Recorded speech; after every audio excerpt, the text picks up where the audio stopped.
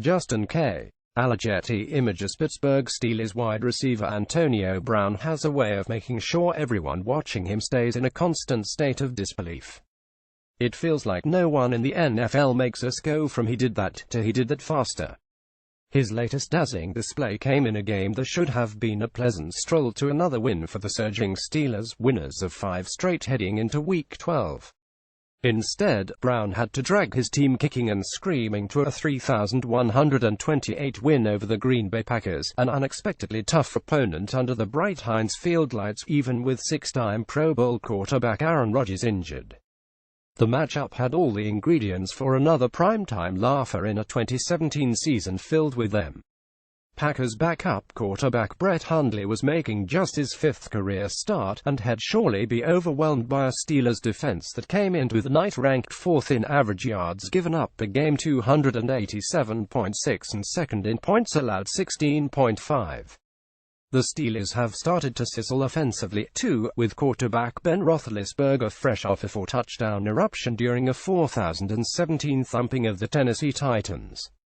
But Hundley didn't play like an inexperienced quarterback. And for stretches Sunday, the Steelers didn't play like a title-contending team, as they committed costly mistakes.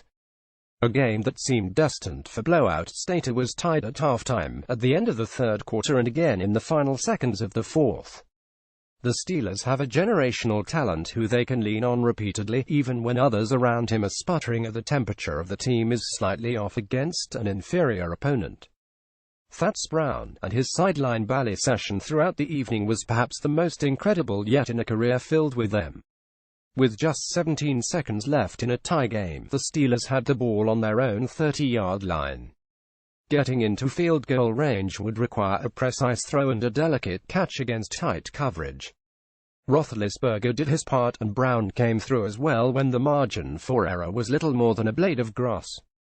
The Football Bible at Thebib Antonio Brown isn't even fair. Skull https://20171127043308. The aforementioned disbelief kicked in right away.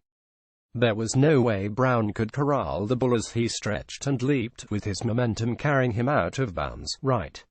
And surely he couldn't do all that while under duress with an inch of grass to spare before the white sideline chalk. We've seen Brown pull off similar acrobatic feats before, but the shock hasn't worn off yet, because each technically sound catch with little wiggle room seems more spectacular than the last. That particular act of heroism went for 23 yards, but the Steelers still weren't quite in field goal range yet. They were one play later when Brown hauled in a 14-yard reception along the sideline again before going out of bounds. The game-winning boot was long, as the Steelers asked Chris Boswell to hit a 53-yard attempt. But that field goal, and the ensuing victory, was still possible because of Brown.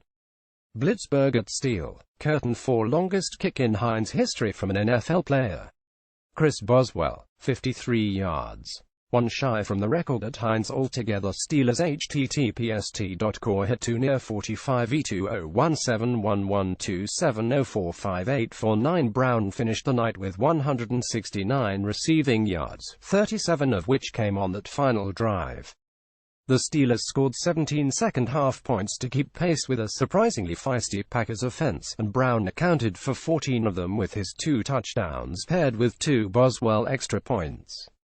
His scoring plays gave us reminders we didn't need, as Brown showed he can win matchups and sting defenses in multiple ways.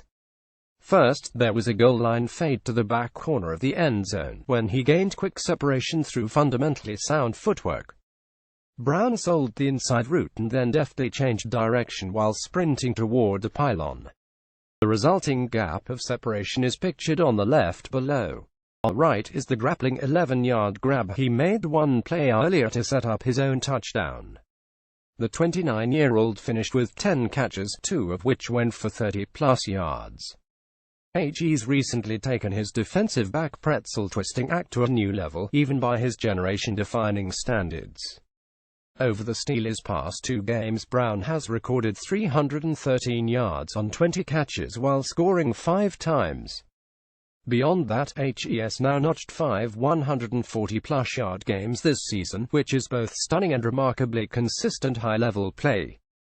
Brown and running back Le'Veon Bell, who finished with 183 yards from scrimmage against the Packers, keep the Steelers' offensive heartbeat going. Brown is also often there to jolt that heart back to life when a game threatens to slip away, as he did again Sunday after the Steelers coughed up 3 turnovers and committed several momentum-changing penalties. Brown can be a sort of offensive cleanser, rising above any ugliness to restore the Steelers' dominance.